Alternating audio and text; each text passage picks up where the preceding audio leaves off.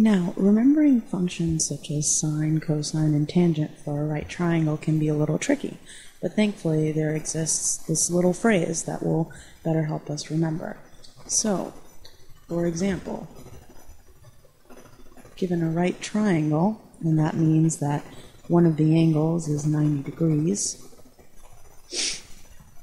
we just need to remember the phrase so, ka, toa.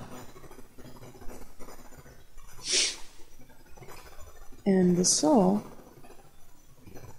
stands for sine theta, that's the S, is equal to O for opposite side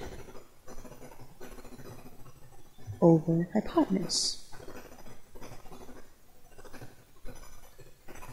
And similarly, the ka stands for cosine of theta is equal to adjacent side over hypotenuse.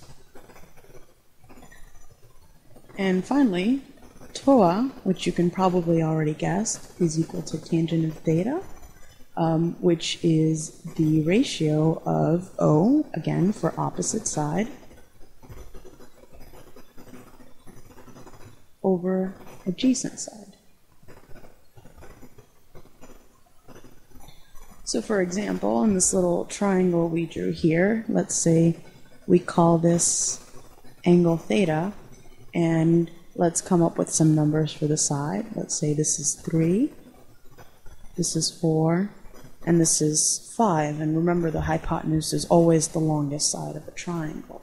So if we wanted to evaluate, for example, sine of theta, we know that it's equal to the opposite side, which in this case the opposite side is this one, over the hypotenuse.